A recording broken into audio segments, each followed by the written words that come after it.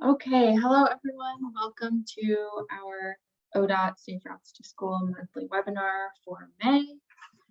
My name is Nora. I've met most of you before, but if you haven't met me, I'm a member of the ODOT Safe Routes to School Technical Assistance Team, and I'll be moderating the webinar today.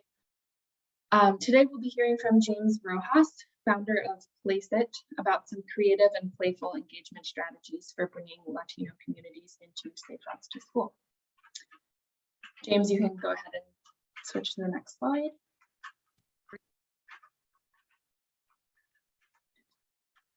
So the purpose of our time together today is to introduce creative engagement tools to engage Latino community members and to find ways to use these tools within the Safe Routes to School context.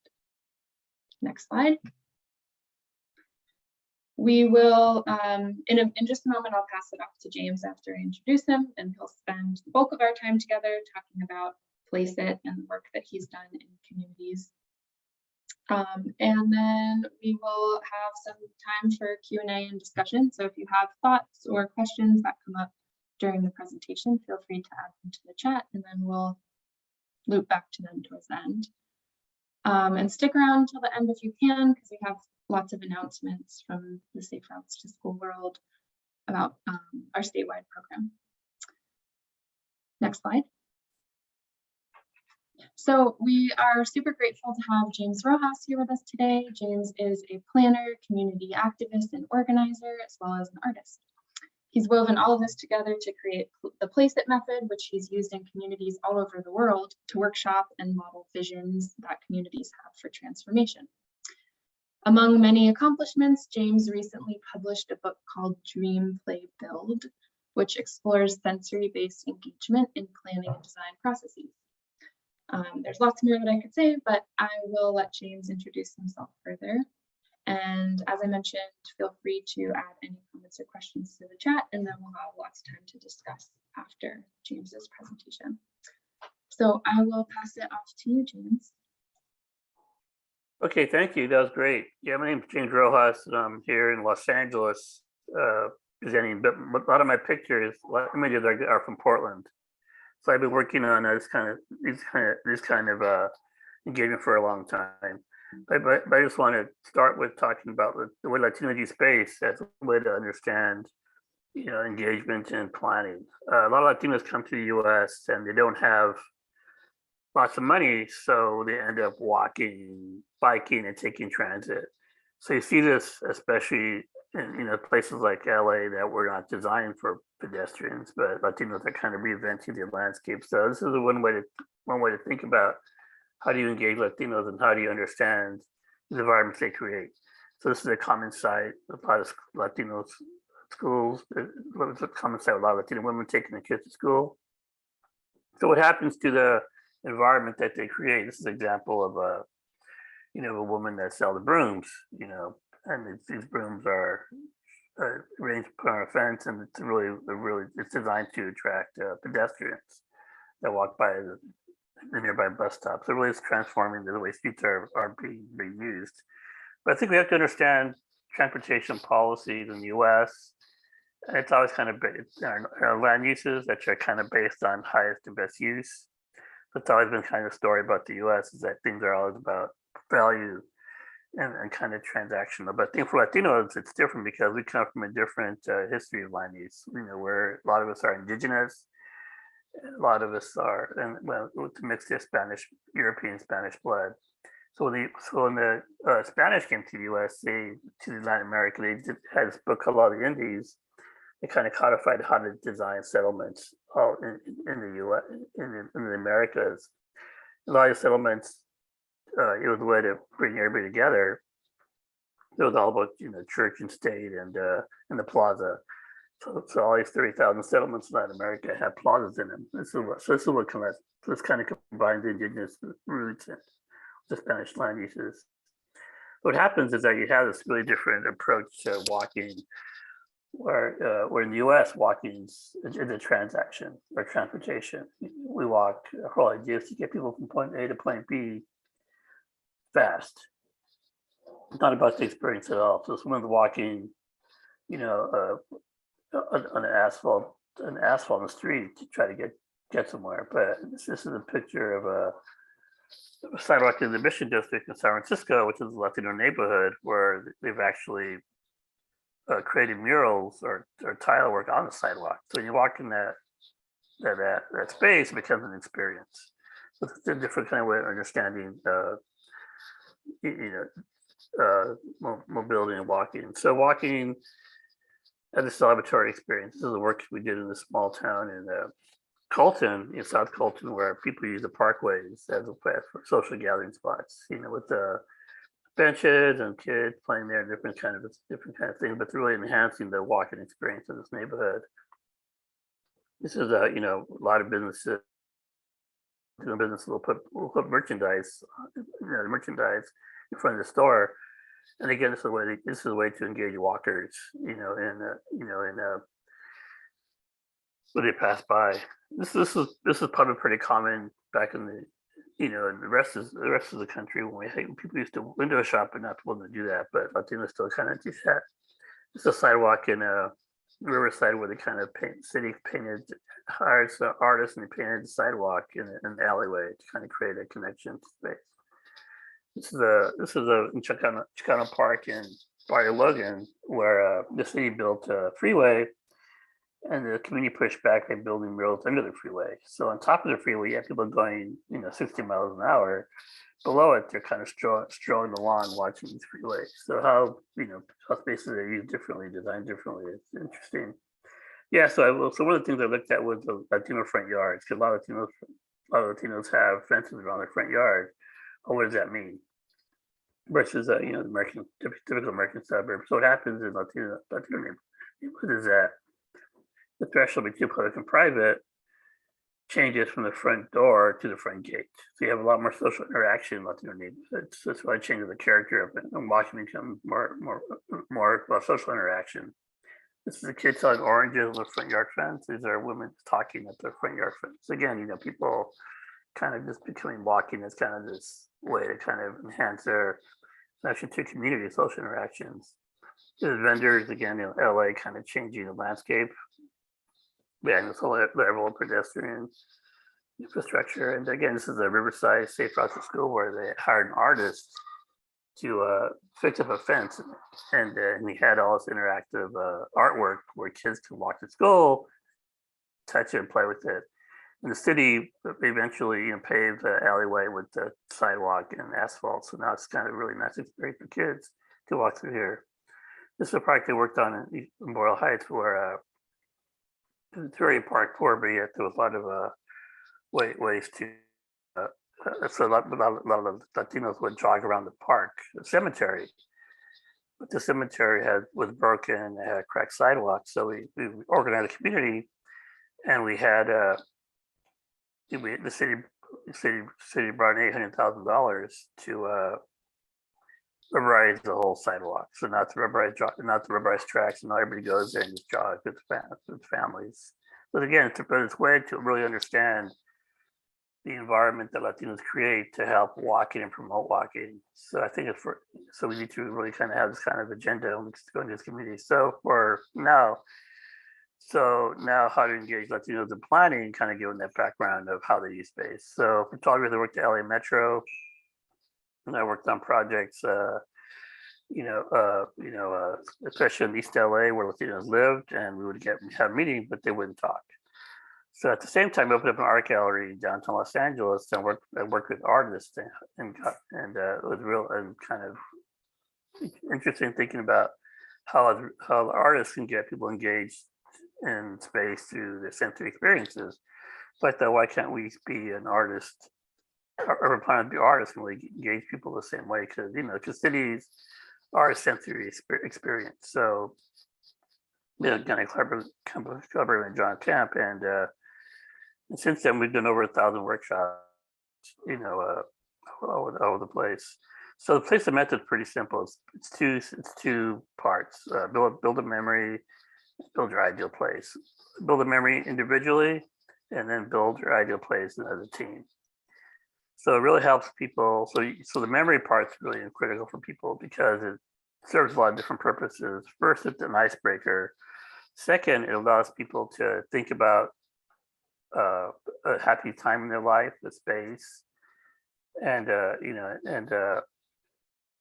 and also it helps people think about. It helps people when they come to meetings. They might be angry, they might be hungry, they might be, they might be ready to complain, but you can't really plan and visualize the future with that kind of a negative energy. So I think people build a child memory really kind of switches them from angry to happy.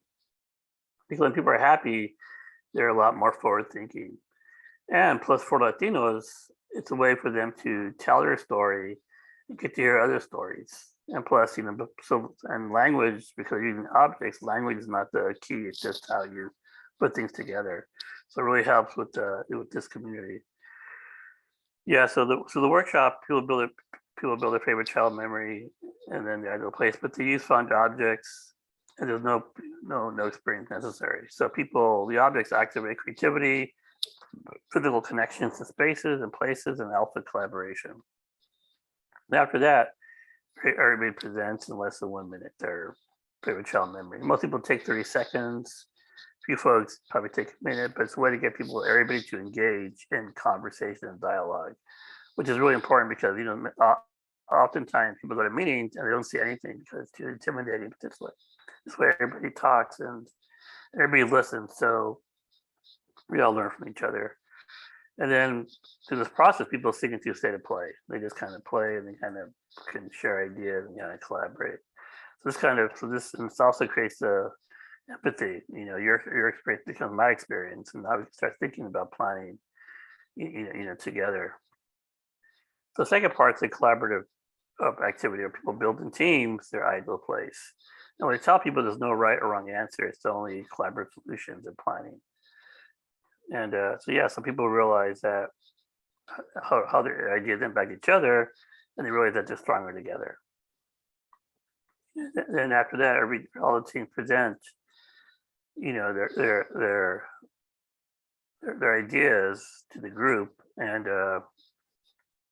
everybody listens and learns, and you kind of from here you can pick out core values that different teams have, and so once everybody presents, you kind of synthesize what were some of the themes, what are some of the collective values, and how people collaborate, they can lead to innovation.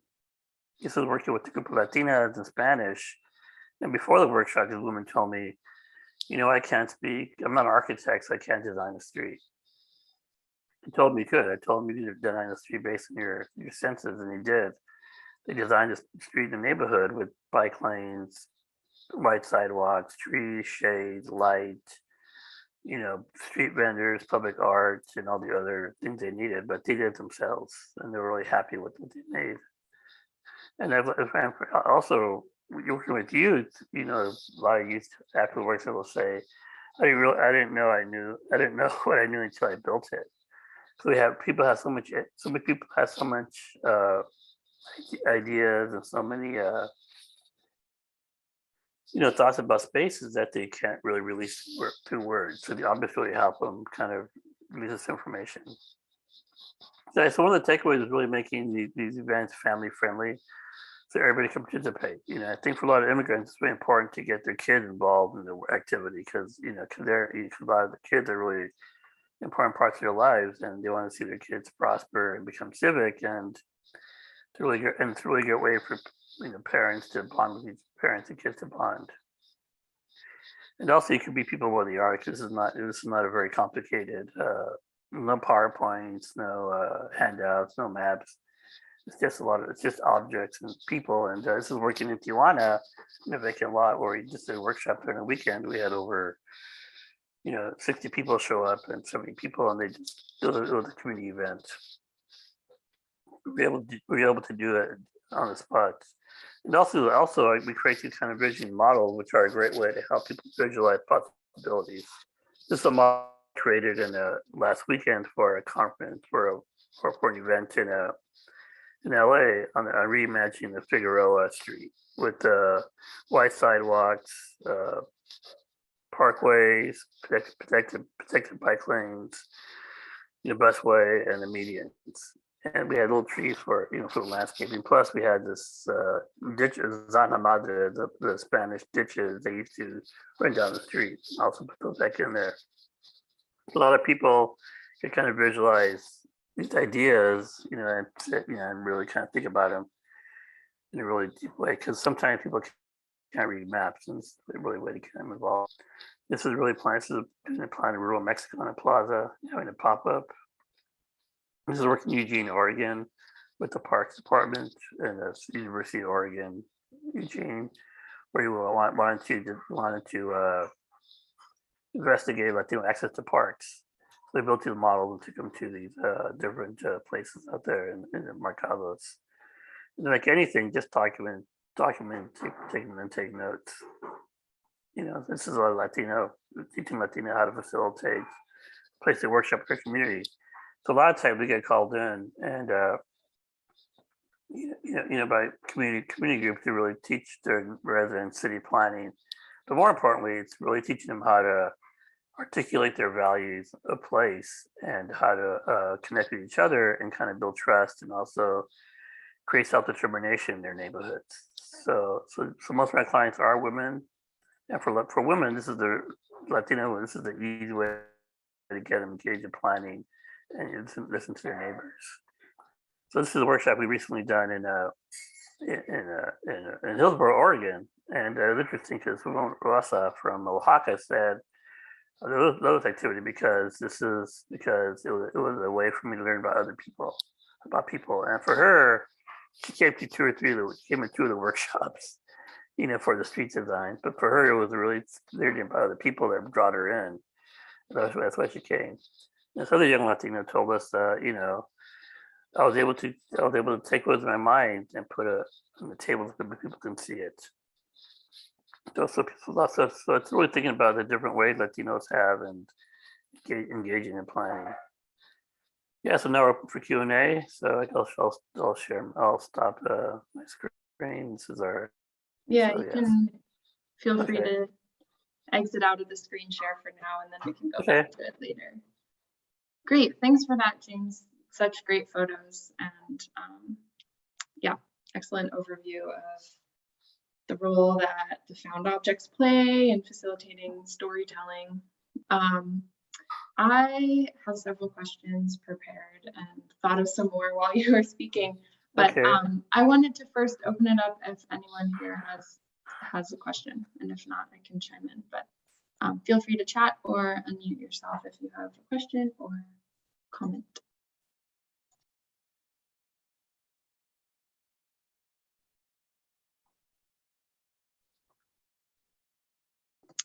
Well, I can kick us off and maybe that will prompt some more questions.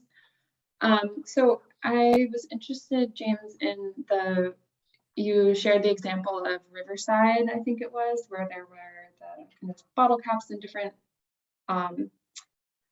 pieces of art along the fence. And then you mentioned that after that art had been up for a while and children were interacting with it and playing with it, that then there was an investment in the infrastructure and creation of sidewalk there. Is that correct? Yes. Okay, so yeah, I was curious to know more about maybe other stories you have or examples of the role that art can play in prompting infrastructure changes. Like there was that example of on a big scale, and then I think it also shows up in a small scale with the models and how creating those kind of mini communities can help prompt ideas for infrastructure change. But I'm curious, how you've seen it play out where art is kind of the thing that brings people there, and then there's more conversation and investment in.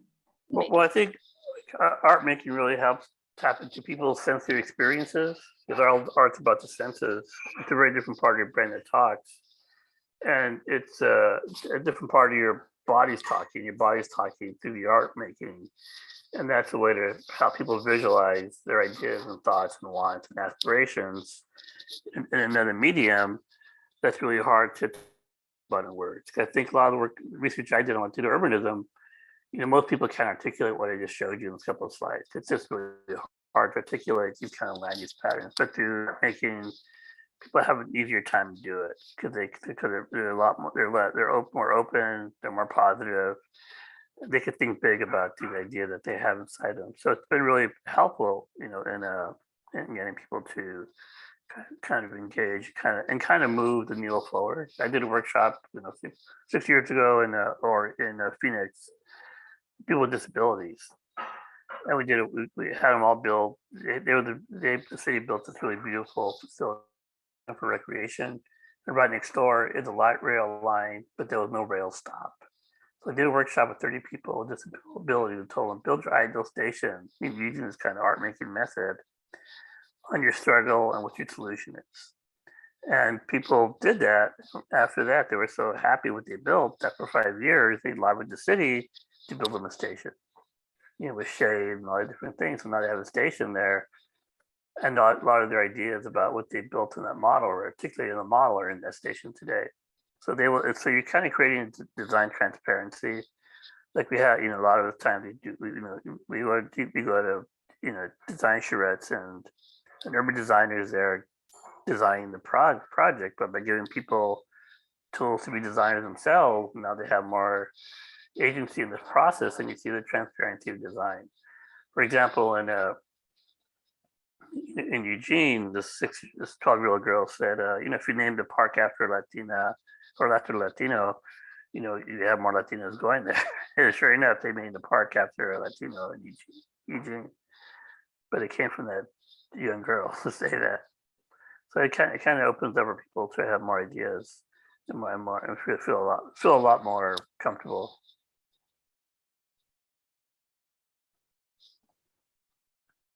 Yeah, totally. Thanks for those examples. Makes a lot of sense that this kind of process would kind of unlock some doors for people that otherwise maybe in the beginning of a planning and design process, there's limitations that people assume, we can't do that, and when it can be seems like it can be really powerful to just kind of start from an open creative place and see where things go rather than starting from the limitations. Yeah, so those are great examples. And I think a lot, and for us, and I started this whole process in the art world, but I think now we're working with city planners, and that's been really a challenge because they're so afraid of creativity. Mm-hmm. If they can't put it in a box, they can't build it, they're not going to want to hear it. But I tell them you have to give people, opportunity to be aspirational. If you just give them, three options, they're going to hate you. So, and people know that some of these ideas are going to be crazy, but you still got to hear these ideas. Mm-hmm. So you still got to get them out there because therefore you did your kind of due diligence and media engagement. Julie, did you have something to say?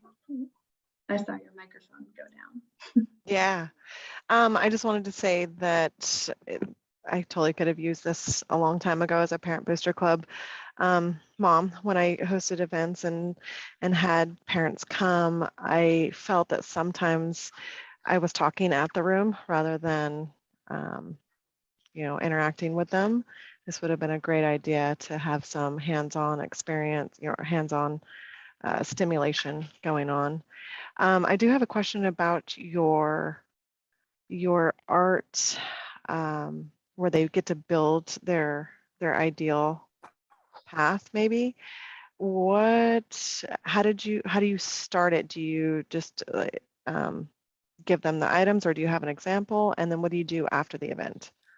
Yeah, I just start really simply. I just tell them, I just really start up saying, you're going to build. This is a planning process, art making process. You're just going to build your favorite child memory with these objects on the table. Any memory, any place. It's really simple. It's just like a 2-minute, prompt. And for kids, most of the time they're already building, so you have to kind of hold it back from them. But for adults, I'll just tell them, get up off your 2 chairs and go still build your favorite child memory. There's no right or wrong answer, and they'll do it, and it's really simple prompt.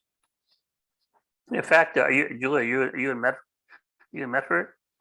Yeah, I did. I built an interactive model a couple of years ago for the multicultural neighborhood festivals they had in the park a couple of years ago.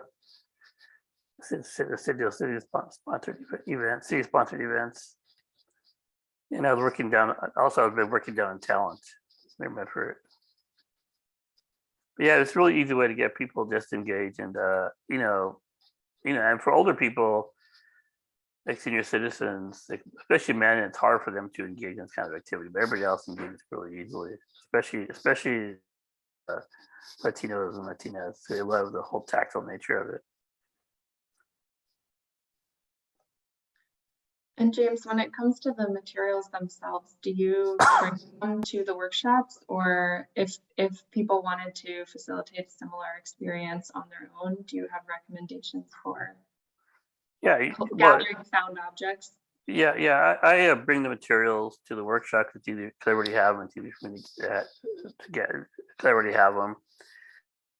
But during Zoom, during the pandemic, we did a lot of virtual workshops where we had people build their favorite child memories and their ideal cities with objects in their own home, like paper clips, computer cords, all those kind of things, and it's interesting because it was interesting in exploration because people have so many objects in their homes that could be a memory. Some woman pulled out a baby blanket she got when she was 3 years old and was talking about it. So people realize that a lot of these objects that we have memories, and and these things are kind of a place of how we belong and feel safe. So how do we make a city with objects that make us feel safe and belong? So it's really, but through virtual workshops, people use their own materials. So you have a little deeper discussion about the objects and what they mean, where in public, in person, it's about the experience you're talking about. Well, they'll talk about experience and have this to say about the meaning of the objects.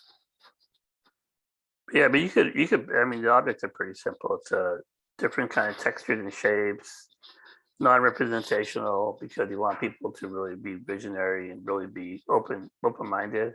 Forget things that are too representational. People just build what they have. Here's the car, here's the house, right? Live, but you want to not have the car in the house. So people could think differently about what that could actually look like and be like.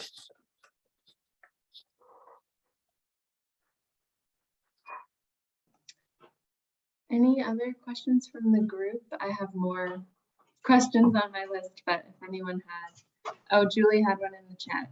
The art sidewalks, the mural, maybe the mural down that alleyway you have the picture of, was that done by the city or the Latino community? It was done by the Latino community. I don't think the city did that.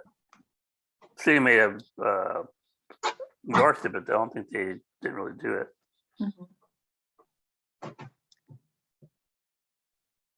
Okay. Yeah, there was two. One was the painting in the alleyway, which I thought was beautiful, because I think some students probably have to use the alleyway. It's safer than maybe a road without sidewalks. And that would be, I just think it's beautiful. But the other one with, mosaic, was it the mosaic sidewalk? Yeah. That one, I'm curious if they had to get permission from the city to do it, or like secure permits. You said they endorsed it, so you would have to. Well, I think they'd have to get city permits to do that mural, on the sidewalk. The mosaics on the sidewalk, and that's also for the one in the alleyway. That was the partnership between the city and the Riverside Art Museum. The Riverside Art Museum, had the call for artists, and supply the artists, and the city gave some of the funding to paint the actual alleyway. So it's kind of a combination of the city and the art museum. I like it. Yeah, it's a good project. It's a good way to get people to use space to think about it differently. But you'll see a lot of murals in Latino neighborhoods, and it's a whole way. It's a kind of visual nature of the culture of the community. How people, use these visual cues, to really understand space, and you're just really enhancing it to workshops. the visual nature of the community. James, how often are these workshops integrated into events or meetings that are already happening versus like facilitating a separate gathering for the workshop? Well, I mean, you could do both. I mean, you could do a workshop at a standalone and come teach my kindergarten class city planning, or you could do it as part of a standing meeting. It wouldn't take a half an hour or an hour to do this workshop as part of our meeting. So it's a really flexible process, but it has different kind of applications. And because you're not using a lot of like slides and materials and overhead stuff, it's really simple to facilitate. Mm-hmm. I'm curious from the group if anyone has any, are there any aspects of this method that you can imagine using in your communities? I know at least one person, I won't call them out, but if they want to share, I know one person in the group is experimenting with some of this outreach. And yes, Rachel, maybe she wants to share some of her experience.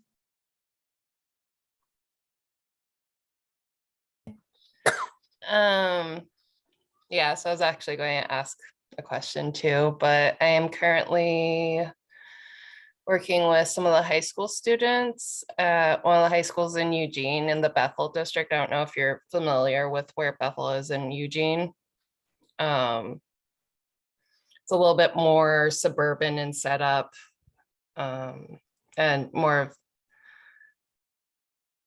anyway, so going back, I'm working with some of the high school students because we're going to be later on in this year working with Alta to do some work on one of the roads that goes in front of the high school and middle school, and the walking infrastructure there is it's really not a pleasant walking environment, and it really is more about facilitating car travel.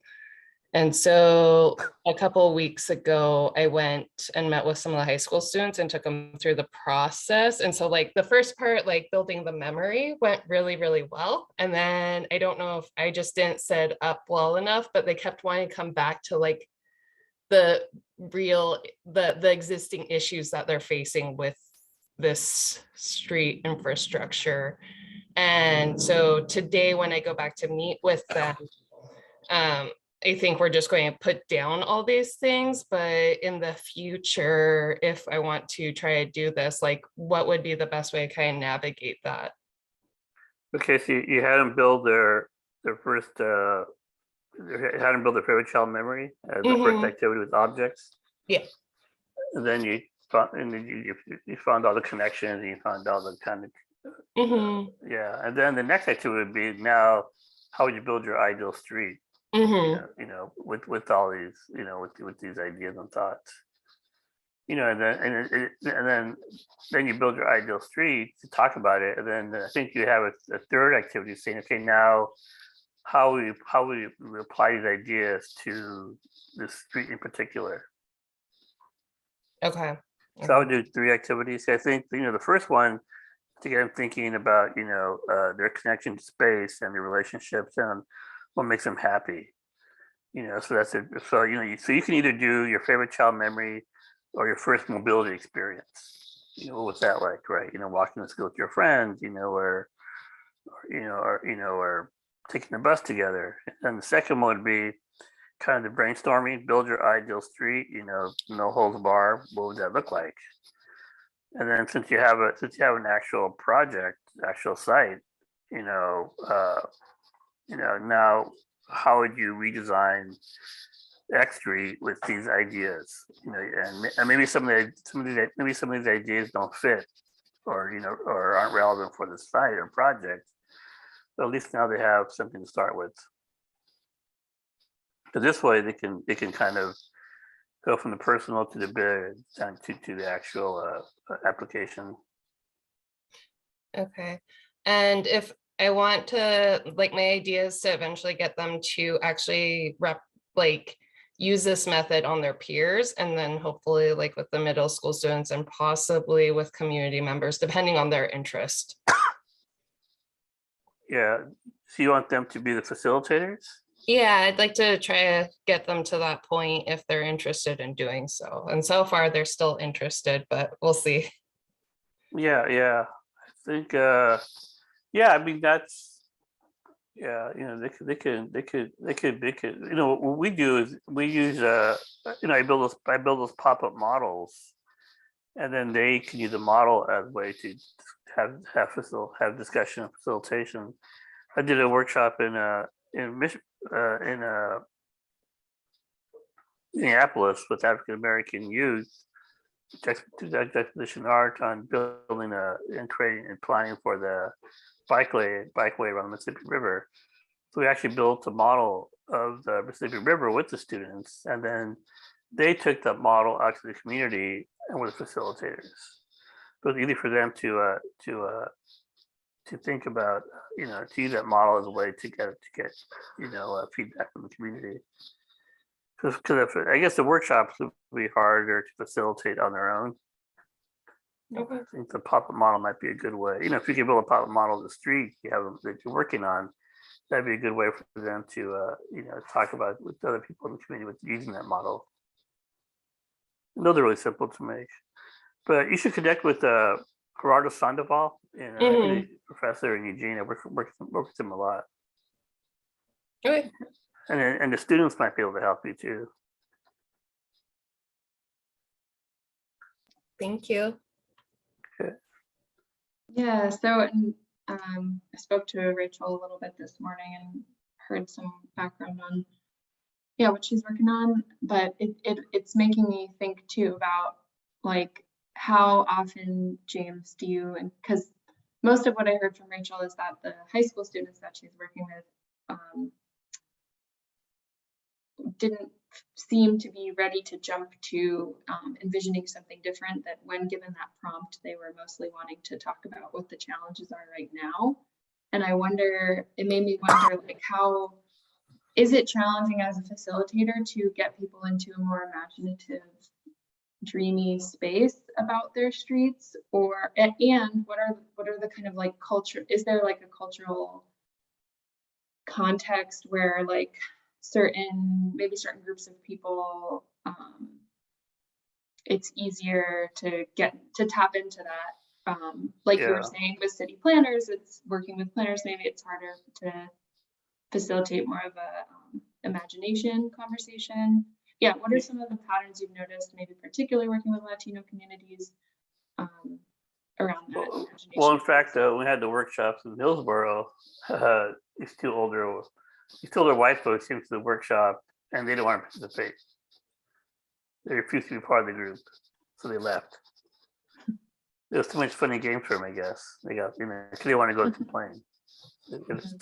Ask them, you want to join a table, join a team? They would know, we're here to observe.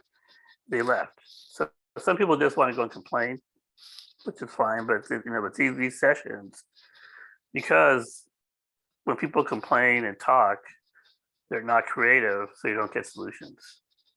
That's what we're very much about, using the hands and not using talking, because talking just creates problems and not solutions.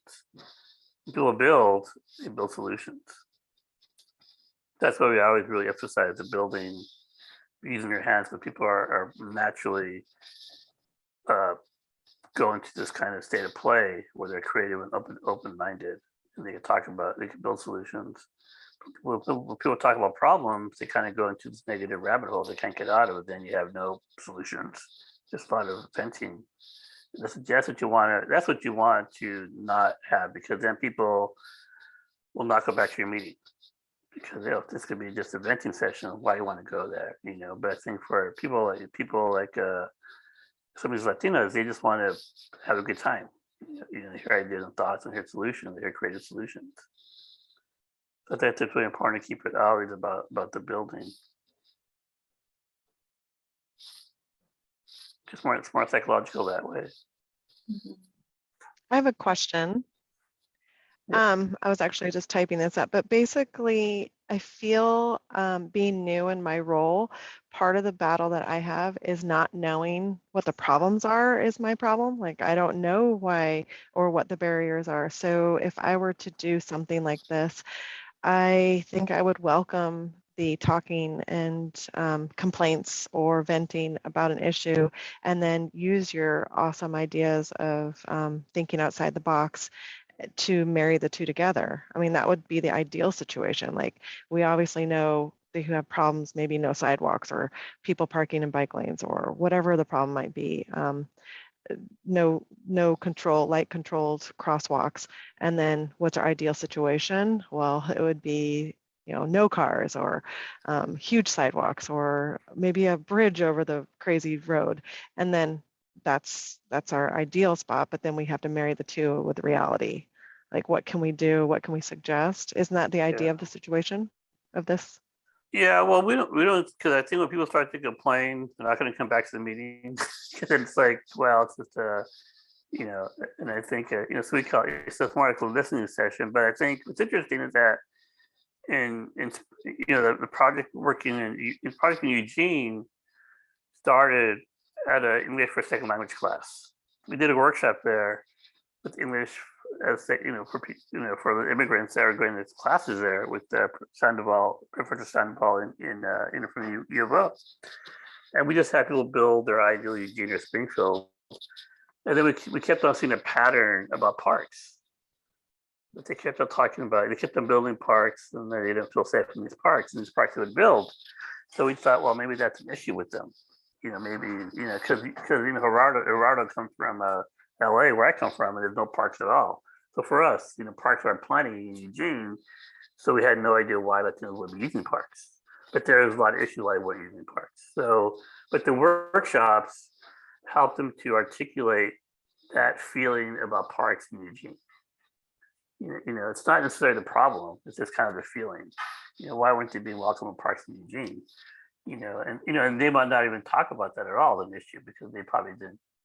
They just don't go there. Didn't think it was an issue at all. But so we kind of took that as a cue to do a series of workshops, with the Parks Department in Eugene. We did 10 workshops at different ages, junior high school, different groups, and we got all these solutions to how to create Latino access to parks. But it wasn't even an obvious problem, that I would see, he would see. But somehow that feeling of Latinos in parks and not feeling comfortable came up through these kind of models that they built.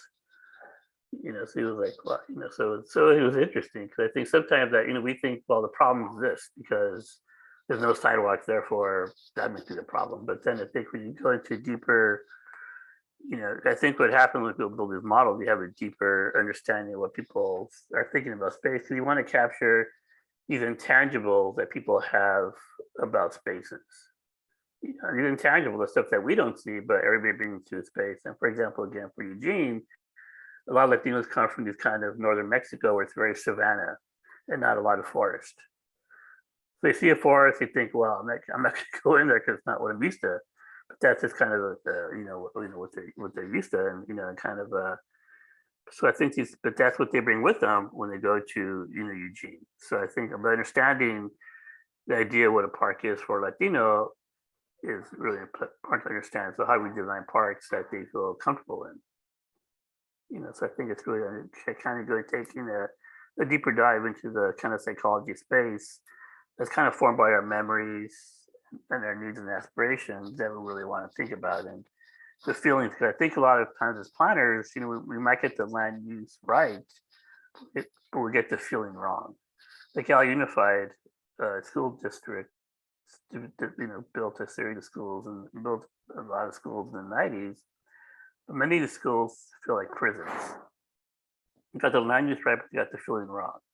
So now these kids are getting put in prison in school, So I think those are really important to really kind of tap into. What's that feeling that you want to create in a place? It's gonna really that's gonna make the space more enduring, and it's gonna connect into that space in a very kind of joyful way.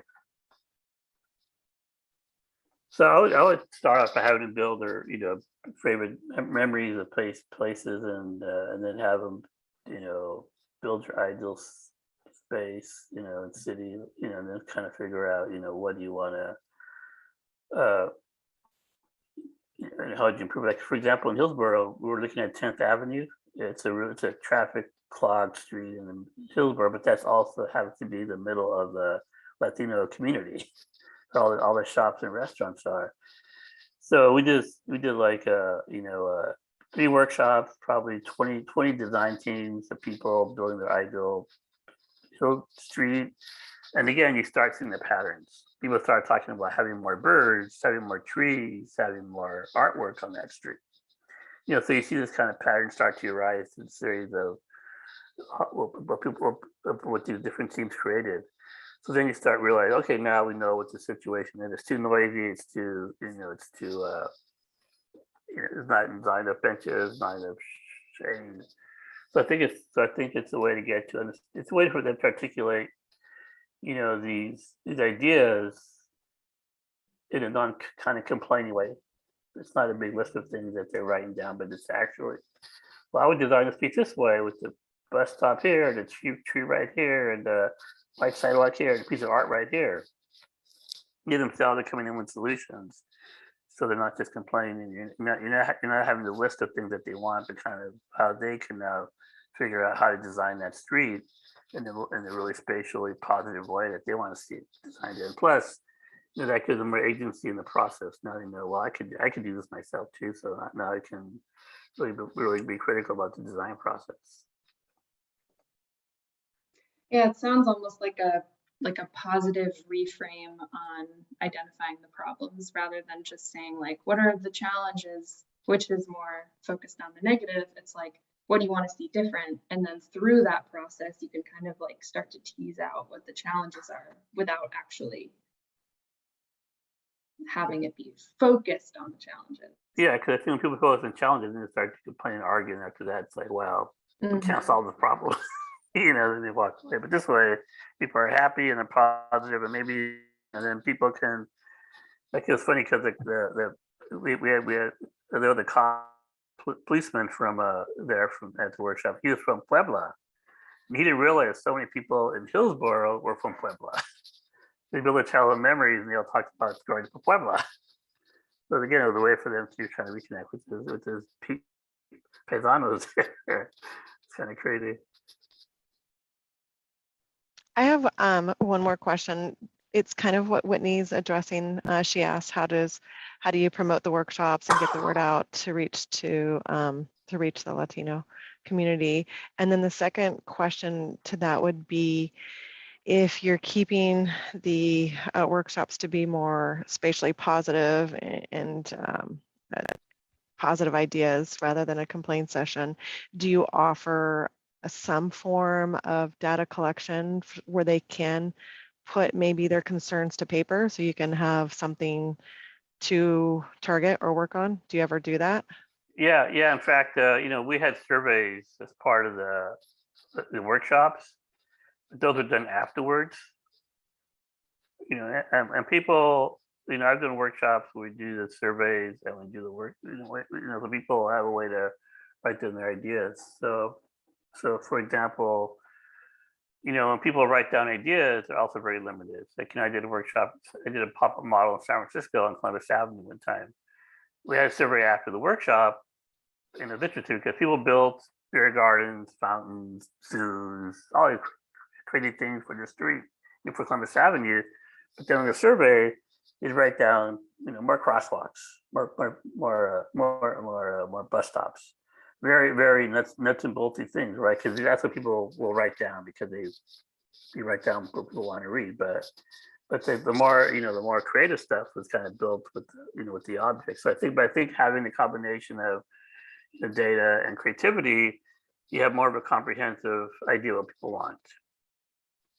And you can collect data, information from different kind of activities, which is good. How do you advertise? How do you reach the families? What's the best way? Usually we're called in by a community or a community group, and we just kind of we just figure out if they know where people are going to be at certain times. So for like sometimes I'll do workshops at 7 a.m. or 8 a.m. in the morning at schools after Latinas drop the kids off to school. A lot of them are hanging around the campus, so we'll work with them then. We'll do a workshop at 7 a.m. or 8 a.m. Or we'll do a workshop after school. You know, when they pick up their kids, you know, come to this happy hour, come to this little cafecito, and just we'll do some activity with your kid, you and your kids. It can be so it's a really kind of lean, kind of nimble process. You can be really flexible on how you do your outreach. For Hillsborough, they had flyers. They had I guess they had radio announcers, and they did a push for that. But yeah, but I think building it and having pictures on the flyer of people playing with their kids gets them there, because now they see, well, it's not going to be just another meeting, it's going to be more of a kind of event with my kids.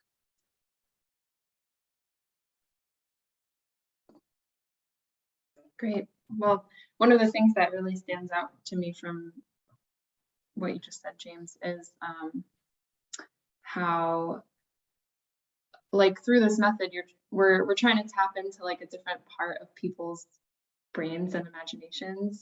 And so the tools, like, because we're trying to tap into such a different way of thinking and planning, the tools also have to be different. And when you mentioned, like, sometimes with surveys, people are used to filling them out in a certain way and having like similar answers and options. And so they'll respond with a certain method. It, like, a certain part of their brain activates when they're using a certain method. And so, like, kind of like setting like a fresh slate with like a completely different way of planning and designing makes sense that would be something that kind of activates another part of the brain. Yeah, I think it's the difference between kind of knowing the space, but actually feeling the space. Mm-hmm. Like, most planners want to know stuff. They want to know the square footage, the FAR, the zoning. But most community members, it's about the feeling. My community feels like this, feels like that. And I think we need to understand these are both legitimate parts of the community. You know, how it's actually nuts and bolts, the structure, but also how people feel about it and feel in it. So we need to really give people a way to kind of articulate that feeling that they have. Yeah, absolutely. Well, before I move into announcements, are there any additional questions or comments for James? No, other than James, if I wrote down your name, but if we wanted to reach out to you, you said you come down, or wait, where are you from? I'm in Oakland right now, but I work in Portland, Oregon a lot. Okay, so Talent. if you're coming to Talent, Medford area, you said you haven't been in Medford, just Talent? No, I've been in Medford a couple of years ago. Oh, there it is. Yeah, but I stay at the Holiday Inn down there in Medford. Okay, well, thanks for sharing. Yeah, definitely. Yeah, we'd be happy to go up there and work with you guys. Great. Well, yeah, James put his email in the chat if anyone wants to save that. And just a few announcements for some upcoming statewide events and programming. So we have our annual art contest that's happening. A few pictures on here from last year's art contest, and there's all the information about that on the website, but submissions are being collected through June 15th. And there's a different email address that we use for the art contest, walkrollOregon@gmail.com. Emily, if you don't mind putting the link to the part of the website where all of that information is for the art contest, that would be great.